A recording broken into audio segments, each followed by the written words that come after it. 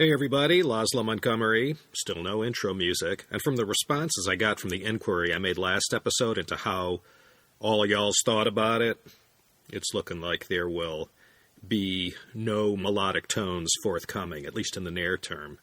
This is the second podcast in a row where the scheduled topic was preempted by a sudden inspiration from one of you, my listeners, to do something else. That happened last time with William Mesny, and now again with this silky smooth topic. Remember 40 episodes ago, I did this 10-part series where I discussed the history of tea from Shannong to the Qing dynasty. Well, today's subject, the history of silk, is a story that I instructed my loyal interns to condense down to a single episode. You know me, if I could find some way to drag this one out 8 or 10 episodes, I'm more than happy to do so. But I think we could get this one told in the usual 45 to 55 minute window that these CHP episodes invariably come in at. When I came to that point where I exhausted everything there was to know about this subject that was worthwhile to tell, I couldn't help thinking the whole story of silk really had a lot of similarities with what I mentioned in the history of tea. As the narrative unfurls, I'll wander off on my usual sidebars and show where silk and tea shared a similar story or history. I can't guarantee I'll return back to whatever the main point was that I was making, but we'll get to where we're going by hook or by crook. China is a world export powerhouse. Gave me a livelihood for 30 years. Didn't start with the Deng Xiaoping reforms in the 1980s. That national network of designers, artisans, engineers, scientists, merchants, and laborers went way back to the earliest days in Chinese history when a sufficiently large enough economy existed to support all these combined talents. All kinds of manufactured goods of Chinese design and from designs brought to China for reproduction have been exported to the West since the Ming Dynasty, when ships from China and Europe sailed back and forth between their respective homelands. In China trade with other Asian countries, that's been going on since even before the Tang. It was all kinds of stuff that China had that the world's traders were happy to go to the trouble to get and bring back to wherever they had set sail from. But besides silk, tea, and porcelain, we almost have to stop and think, what else was there? Garments, textiles, salt, bullion, and whatnot. But everything else combined, all those other raw materials, manufactures, semi-finished goods that China exported, nothing touched the kind of volume of those big three, silk, tea, porcelain. Long before you could fit the world in the palm of your hand, there was nothing that evoked the whole idea of China, Cathay, like those three products. In the consciousness of the common everyday people, to the masses, these three things were China's primary calling cards, no matter whether you were rich, poor, or somewhere in between. This has held true for as long as people from other lands began coming to China in great numbers, since at least the Western Han Dynasty. Such wondrous products they were, too. Silk, tea, porcelain. The magnificence of those three products alone gave face and prestige to China that was universal among users of these three manufactured products. Everyone in the world, going back to the beginning of the Common Era, and even before then, everyone who was aware of these three commodities knew these wonders of mankind came from China, or whatever in their day they called that exotic and mysterious place. To be able to claim that they were first to market with something as important to mankind as tea is already an incredible achievement. In China's case, they not only had bragging rights to being the first to cultivate tea, they were also the first to figure out how to cultivate silk and how to create durable but eggshell-thin, translucent porcelain that was so exquisite that only a son of heaven himself was good enough to sip from it. Dang, no one could take that away from China. Silk, tea, porcelain. Talk about global soft power. These three products were the primary link between China and the Western world. They were the whole reason for the Silk Road. In the case of tea, a war would even be fought over it. And you remember, from that History of Tea series, there was more to the whole tea-making process than simply picking leaves from a tea bush and steeping them in a teapot. It was slightly more complicated. Porcelain, too. I mentioned in one of those episodes that Europeans had been ogling over Chinese-made porcelain since the day they first laid their hands on it. And it took Europeans, fresh out of the Renaissance with all those brilliant minds and new learning, until Bertiger in 1709 to figure out how to make porcelain the way the Chinese did it. Tea? The British East India Company, by the 19th century, still hadn't figured out how to turn tea leaves into a beverage the way the Chinese could. They had to send Robert Fortune to China in 1846 to go dress up like a Chinese mandarin and sneak into the tea-producing regions of Anhui and Fujian to steal seeds, plant cuttings, know-how, and a few consultants. Then he brought all this back to the company's experimental farms up in the hills of northern India, and with all the secrets he had surreptitiously secreted away from China, he helped kickstart the whole tea industry in northern India. The secrets of how to make tea and porcelain. The Chinese managed to hang on to those secrets from antiquity all the way into the modern age. But silk, that secret didn't last long. It wasn't as difficult to figure out as tea and porcelain was. Tea took thousands of years to evolve from its crudest state to the point of the tribute teas of the Song dynasty. But silk, once someone tipped you off about where silk came from, and you were told exactly what kind of moth laid the eggs that made the worms you needed, and that they only ate one kind of leaf, and once you saw how Mother Nature did her thing and observed everything very closely, you could get the main idea pretty quick. And once you knew the basics, all you had to do was simply apply your current spinning and weaving technologies to this new material. It wasn't easy, but it wasn't rocket science either. Historically, what gold was to metal, silk was to fabric. Still rings true. Just because it was easy how to figure out to produce didn't mean it became a cheap commodity. As we'll see, as readily available fabrics go, anywhere in the world, quality, top-grade silk is rarely found hanging on the markdown racks at TJ Maxx.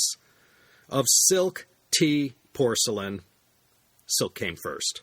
Yeah, just like opium, somehow the way that everything unfolded in the development of civilization, those two things were one of the earliest gifts humankind managed to stumble into. Being an organic material and all, silk doesn't have the staying power that stone and metal do, so it's hard to find silk relics in the kind of volume of those two materials. But under the right conditions, silk can last for millennia, buried deep underground.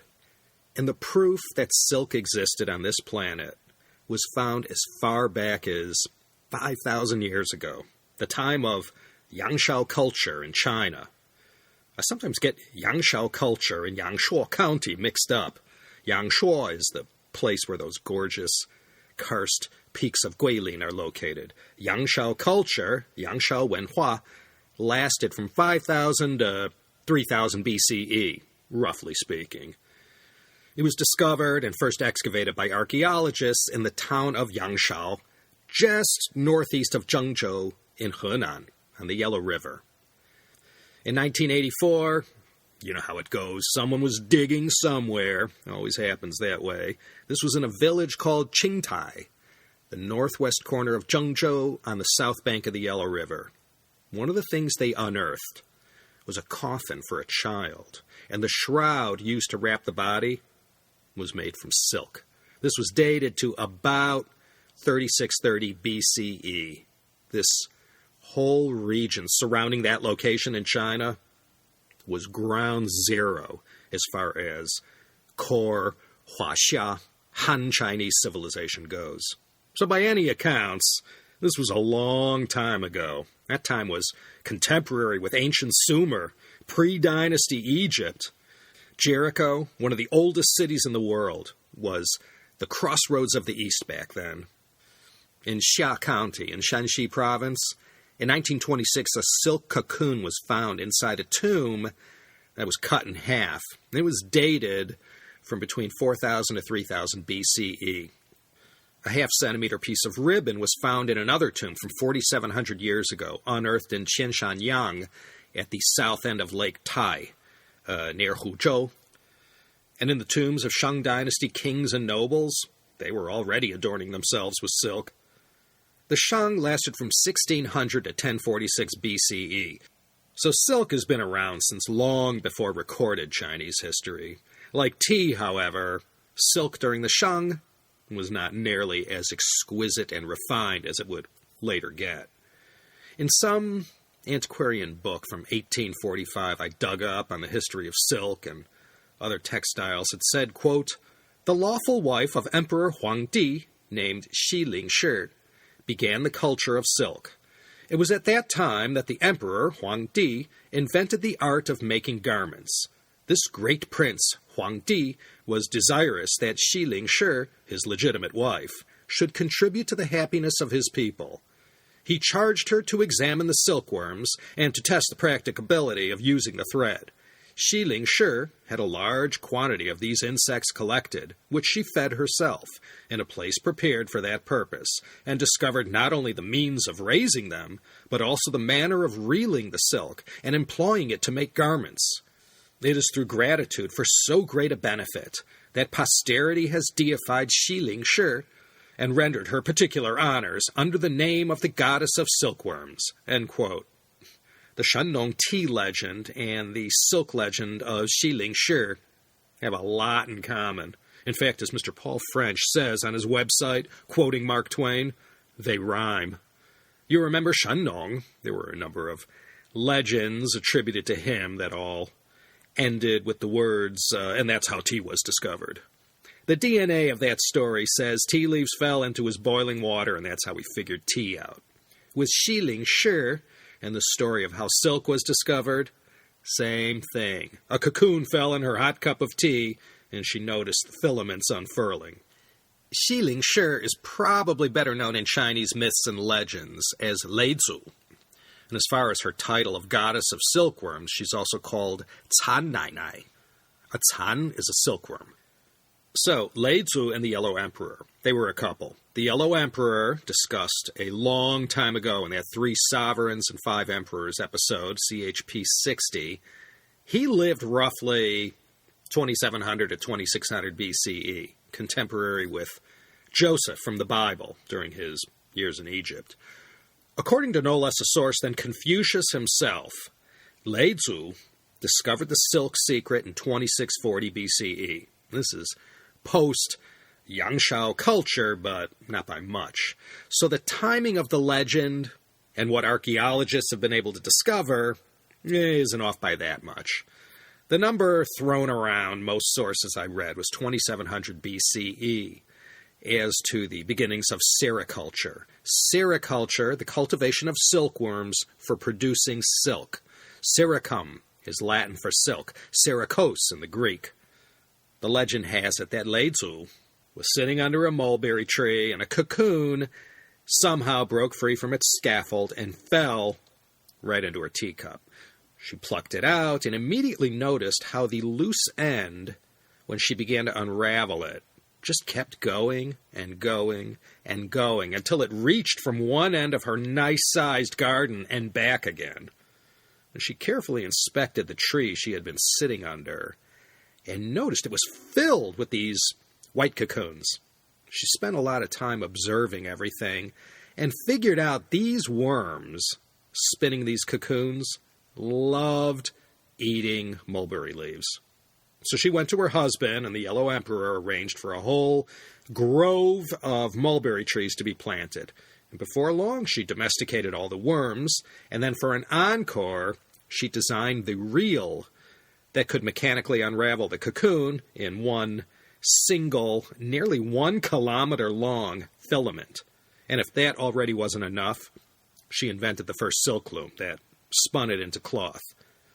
Another Leizu story says that She was kicking back in the Yellow Emperor's magnificent garden and couldn't help but notice one day how the leaves of the mulberry trees seemed to be disappearing at an alarming rate, and that led her to go check this situation out personally. And from this observation, it led her to discover the worms, the cocoons, and the whole metamorphosis thing. And again, if you could sort out how it works from the worm to the unraveling of the cocoon, the rest is easy. So Leizu, she is, well, I guess you could call her the Shandong of silk, or perhaps we should call Shandong the Leizu of tea. The silkworm goddess, she's given credit for the whole shebang, noticing the cocoons, how to unravel them, how to turn the filaments into thread, and how to turn that into garments and other useful items. So said Kongfuzi, and if he said it, it had to be true. I happen to know a distant ancestor of Leizu. She lives in the Commonwealth of Virginia, and I have to give a shout-out to Carol for inspiring me to dust off this topic and turn it into an episode finally. So we could say with a high degree of certainty, based on archaeological evidence, that at least 5,600 years ago, silk existed and was being used as a fabric. That meant that some smart person living along the banks of the Yellow River back then, near some mulberry trees presumably, somehow figured out how it all worked. This is really a great story of how amazing humankind is. Here's what either one person, or maybe it was a husband and wife team, or a group of people, we'll never know, but someone figured out this one particular moth, the ancestor of what will one day be known as Bombyx mori, emerged from these cocoons, and that these moths would lay something like 500 or 1,000 pinpoint-sized eggs, and 100 of them would only weigh 1 gram. The eggs hatched, they became larvae, and in 6 weeks, the larvae became full-grown silkworms that had been feasting on mulberry leaves 24/7. And these tiny worms will grow and increase their weight 10,000 times before they start the next phase of their metamorphic process. And just like they had to do with tea, as the centuries passed, these ancient Chinese figured out what were the optimum conditions to handle these eggs and worms, the temperature, humidity, how much light was required, and so on. The larger these silkworms became, the more they ate. You had to have a lot of leaves. 30,000 silkworms can eat 1 ton of mulberry leaves. I kid you not. And from all that, my friends, all you get is 12 pounds of raw silk. So this isn't just a few trees in the backyard. To feed these worms, you needed forests of these Morus alba, or white mulberry trees. You know, in China today, there are 6,260 square kilometers of land solely dedicated to growing Morus alba to support the silk industry. China's #1 in the world. 6,260 square kilometers of mulberry trees. That's bigger than Delaware, our first state. Plus you could throw L.A. in there too. This particular tree, the white mulberry, Morus alba, besides the leaves, has other uses in traditional Chinese medicine. The actual mulberries themselves are used to counter prematuring gray hair, constipation, and diabetes. The bark of the tree was used to treat coughs, wheezing, edema, fever, headache, and red eyes. And one other thing, if you're ever walking through the forests of India and you get bit by a Russell's viper, that mulberry tree has a leaf extract that will get you out of that jam. Then these Yangshao farmers probably noticed that the worms, as they grew fat on these leaves, changed color, shed their outer skin 3 times, and again a 4th time inside the cocoon. But after that 3rd time molting, a scientific process called ecdysis, that meant it was time to start spinning that cocoon. Once these silkworms were big and fat with plenty of energy stored up to carry out the whole metamorphic process, they really needed a lot of special attention. They have to be carefully shielded from wind, loud noises, pungent odors, and must be kept at a constant temperature. And then, when everything is ready, the show begins. Some jelly-like viscous slime starts oozing out of a hole in their head. As soon as this goo comes in contact with the air, it starts to harden. 3-4 days later of nonstop waving their head in this figure-8 pattern, back and forth, these silkworms build this cocoon around them. And the amazing thing here is that they do this with one single unbroken strand, almost a kilometer long. And one other interesting thing, when that silkworm is squirting out that protein out of its head, a mixture of two substances called fibroin and sericin, the stuff exits through some kind of natural triangular-shaped extrusion mold, so that when the liquid hardens upon making contact with the air, the strand is prism-shaped, so that when light hits the silken strands, they refract from different angles, and this gives silk its patented shimmering colors. That substance is a very long chain of repeating sequences of a few types of amino acids. The silk molecule is 400,000 amino acids long, and quite extraordinary in its strength. If you let that pupa inside that cocoon turn into a moth, sooner or later they will break through the cocoon, and there goes your one single kilometer long unbroken filament. So you had to kill that pupa before it did any damage inside the cocoon. 8 or 9 days into the process, the cocoons are steamed or baked to kill the pupa. Then the cocoons are placed inside boiled water. They loosen up a little and begin to unravel.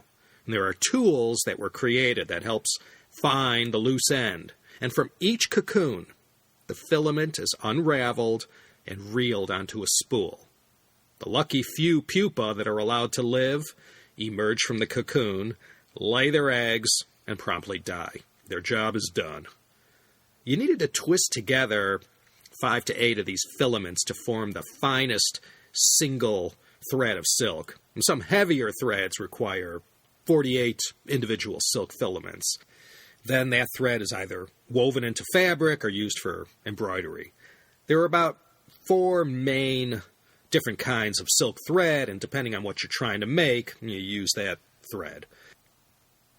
And from the earliest times, this is mentioned in both the Shiji and the Liji, the records of the Grand Historian and the Book of Rites, in the parts of China that were conducive to silk making, 3 generations of women in a single household would toil side by side, tending silkworms, feeding them, unraveling them, spinning, weaving, dyeing, always women. And the deity Leizu, also a woman. And each year the Empress of China, wife of the emperor, would perform a ceremony in the spring to kick off the silk racing season. Yeah, silk making was women's work, part of the Nugong, the feminine arts. If the climate was right, farmers raised these silkworms themselves, and the products they made from the silk were used by themselves. There were no malls or department stores to go purchase these things. If you wanted to see your son wearing some silk garment at Chinese New Year, you had to make it yourself, and that included making the silk too. So some clever, enterprising Chinese person living during the tail end of Yangshao culture over 5,000 years ago figured this all out. And as I said, the silk produced at first wasn't as high quality as what followed, but that didn't take terribly long to perfect.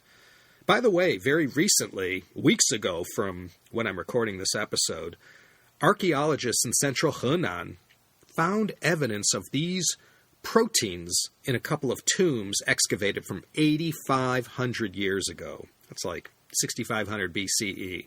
Now, there was no actual silk fabric recovered from the site, but they isolated one of these 2 silk proteins in the soil samples from the tomb. So, while there's no fire, there's sure a lot of smoke. So the secrets of silk might have been revealed even long before what's presently considered silk's beginnings.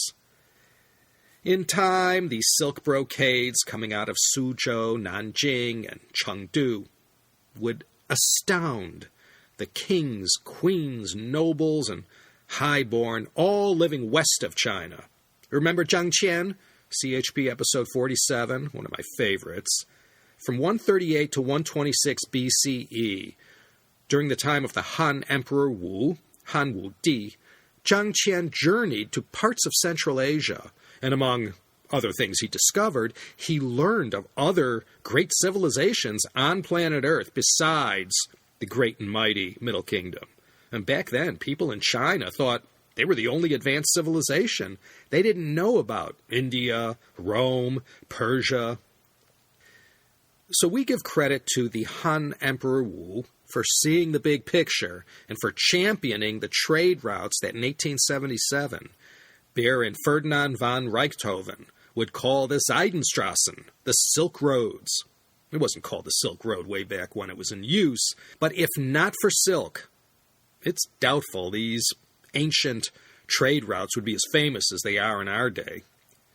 Just like the first ones to taste tea, the first ones who handled silk knew this was something special. And again, just like with tea, at first silk was reserved solely for royalty, and later to other nobles. And once silk production reached a certain level of efficiency, pricing came down, and before long, the more vulgar parts of Chinese society could also afford to wear silk. But it was never cheap, and it wasn't everyday wear for many of the lower classes who could afford to buy it. Silk was always reserved for special occasions only. Weddings, the Spring Festival, and other major holidays and events. The Chinese knew this material was special, and the same went with people who came from lands east and west of China. Silk was found in an Egyptian tomb excavated at the Valley of the Kings in Thebes that was dated to 1070 BCE. And that is about as far back in history as we can go to show proof of silk being traded, or at least carried to lands far away. But it was the Silk Road that provided the wherewithal to bring vast quantities of silk from the markets of China to other Central Asian markets that are today found throughout Uzbekistan and Turkmenistan. Like a central hub, these cities, Tashkent, Samarkand, Bukhara, Merv, would receive the silk, and from there it would be carried further south and west, where it ultimately ended up in Rome. Actual Romans and a Chinese wouldn't meet face-to-face until the time of Marcus Aurelius in the mid-2nd century. Silk joined these two civilizations together. The demand in Rome was insatiable, and only China had the goods. So in order to get this high-value but extremely light material from China to Rome, the Silk Roads emerged. And as I mentioned in that previous Silk Roads 3-part series, it wasn't just silk and other precious commodities being traded. In all these Central Asian trading centers, there emerged the great cities where some of the smartest and most talented people from different lands in the known world would meet up and exchange ideas and knowledge, and this whole process would act as a catalyst to speed up the dissemination of knowledge and culture, which acted as a lubricant that hastened the ongoing development of humankind. Around the 4th century BCE, before Zhang Qian's adventure, the Greeks and Romans began mentioning this land called Ceres, or the Kingdom of Silk, and the first Chinese they either laid eyes on or heard about were referred to as the Silk People. I read that it was Marcus Crassus, during his disastrous governorship in Syria, who was the first Roman to get his hands on silk. Whether or not that's true, I can't say, but certainly in the time of the late Roman Republic and into the time of Augustus, silk became wildly popular in Rome. They knew it came from this place far away. Pliny the Elder wrote in the year 70, quote, "Silk was obtained by removing the down from the leaves with the help of water," end quote. Virgil said that silk came from, quote, "fluff combed out of unknown Chinese leaves," end quote. These guys had no idea yet what silk was. The hand feel of the fabric, is like nothing else. Of course, nowadays, the great textile manufacturers of the world have produced all kinds of synthetics. Through the amazing power of genomics, engineers and scientists have come up with ways to produce silk in bulk without the hassle of carrying out the whole silkworm and mulberry leaf chores. Silk filaments are 5 times stronger than steel in tensile strength and 3 times tougher than Kevlar.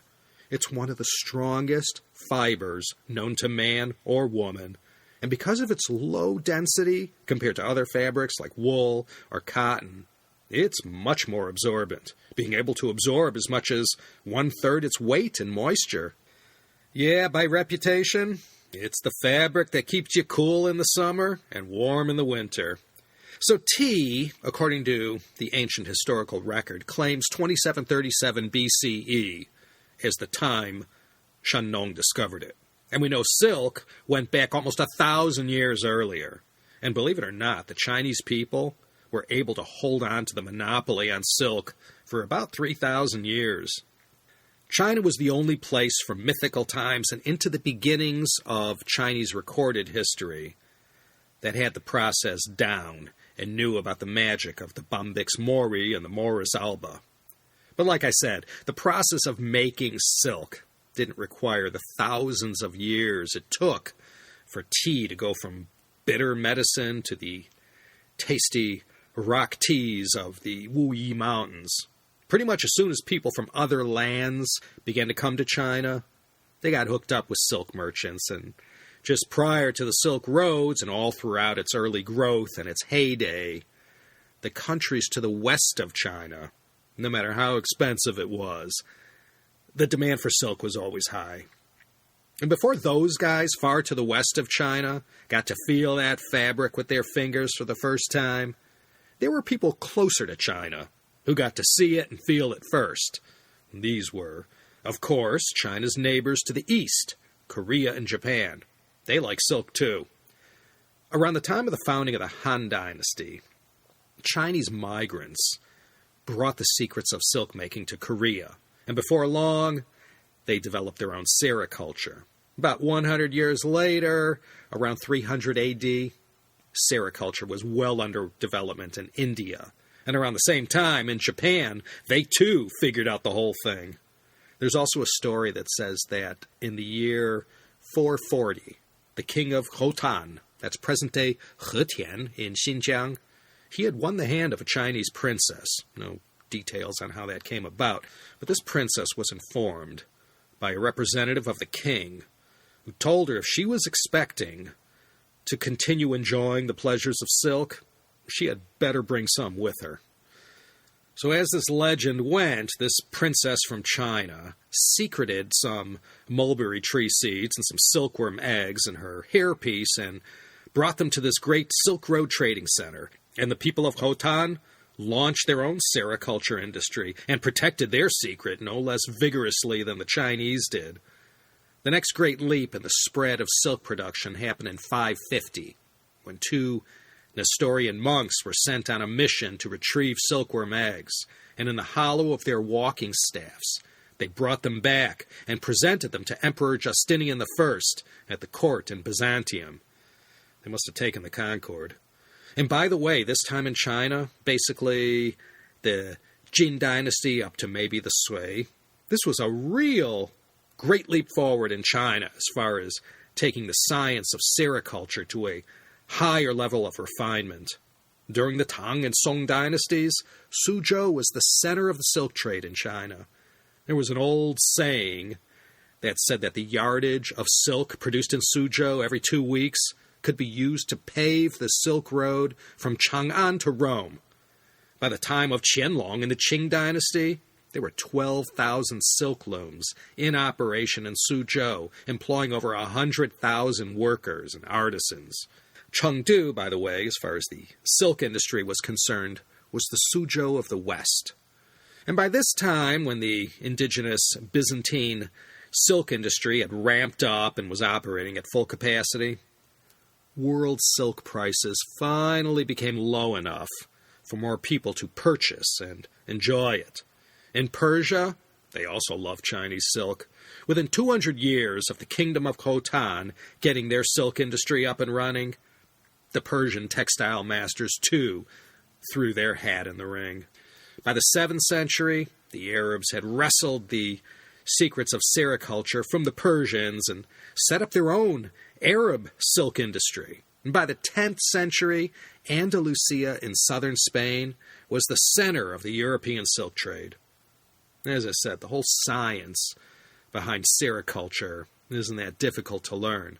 By the time the secret had made its way to the Middle East, it didn't take long for everyone else to get in on it. So again, like tea, silk started off, because of its scarcity, as something enjoyed only by the royals and aristocrats. Then to the moneyed class, and finally, when prices came down low enough, it became more commonplace among urban and rural dwellers. And starting in the Han Dynasty, silk began to be used as a quasi-currency. Standards existed that determined how many yards of silk of a certain width roll would be worth, a certain amount of gold or silver. Even foreign countries accepted silk as payment.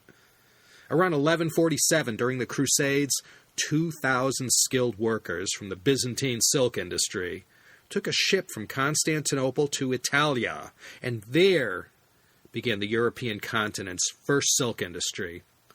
And once silk production landed in Italy, it was only a matter of time before anybody who could get into the business got into it. Some places rose higher in achievement and prominence in the industry than others. By the 15th century, Lyon became the center of the European silk trade.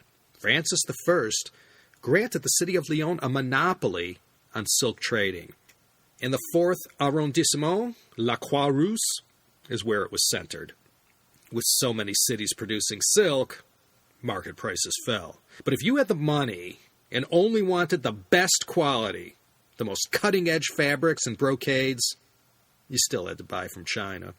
Those Chinese silk brocade designs, they loved them in all the great fashion capitals of Europe, and in all their colonies as well. There was just something about those Chinese designs that so attracted Western tastes. But you had to be loaded to afford them. And it wasn't just the popularity of the designs, it was the quality of the fabric. Nobody could do it like China. And today, well, the silk industry is so complex. And like tea, again, so many countries now produce it. There are synthetics now that can fool anyone except the experts. Despite all that, if you wanted the real thing, it still takes about 2,500 silkworms to yield you 1 pound of raw silk. That's been the bottleneck for 5,000 years. Silk, on average, is about 20 times the price of cotton. Today's worldwide production of silk is about 200,000 metric tons. That's a lot of silkworms. That's a lot of mulberry leaves. But as big as that number seems, of the overall total worldwide trade in textiles, silk only makes up 0.2% of the total. China is by far and away, at about 80%, the largest silk producer in the world. India, at 10% market share, is a distant second, with Uzbekistan an even more distant third. Thailand is fourth, and Brazil, the only non-Asian major producer, is fifth.